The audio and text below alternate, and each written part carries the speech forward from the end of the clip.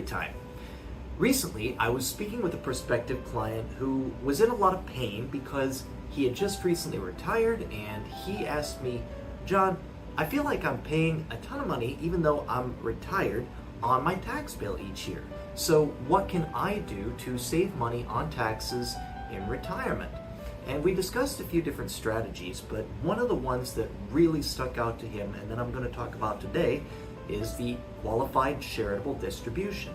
And he asked me, well, what's that? And when I explained to him that it was a way to not only save on your tax bill in retirement, but also increase the impact of your charitable contributions each year by 20, 30% or more, depending on your tax bracket, he was thrilled.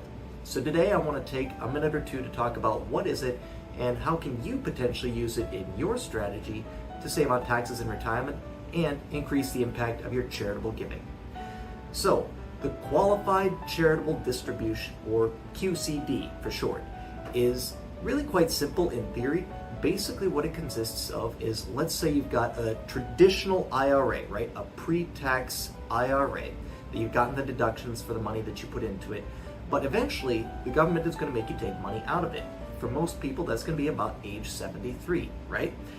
Now, the way that the qualified charitable distribution works is, instead of having to take that money out and recognize it as income, let's say that you are charitably inclined and you like giving to see an impact in the world. Instead of having to take that money out, stick it in your bank account, and then at some future point give it to a charity and already have been taxed on it, the QCD works by taking the money directly from your traditional IRA and giving it directly, that's the key word, directly, to the charity in question. Now, the charity, that simply means it has to be a 501c3, which most charities, churches, organizations that you probably support are 501c3s. But the reason that this works and the reason it's so beautiful is, if you take it out from your traditional IRA and give it directly, instead of taking it out, putting it in your bank account, and then giving it to charity, you do not have to recognize that distribution from your IRA as income.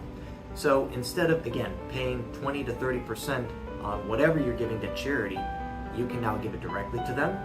They get all of that money. You don't have to recognize it as income. And that means that your impact is significantly increased from what it might have been. Now, one of the common questions is, well, am I eligible for this? Are there any rules? And the short answer is yes, there are a few rules. Two of the biggest ones: you can't give more than $100,000 per person. So for a married couple, that's $200,000.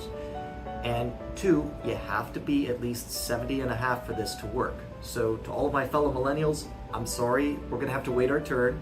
But if you've had a long and successful career and now you're enjoying retirement and you're coming up on 70 and a half, or maybe you're already there and thinking about what can I do to really help the people I love and at the same time cut down my tax bill, then the QCD might just be for you. The other big question that I get is, well, how do I actually make this happen? It sounds great in theory, save on taxes, help my charity even more. What do I say to my church when I'm ready to do this, or whatever the organization may be? And the short answer is that there's probably a pretty good chance that your university or church or whoever you're supporting already has a process in place to accept these direct QCD contributions. But if they don't, then that's where we come in.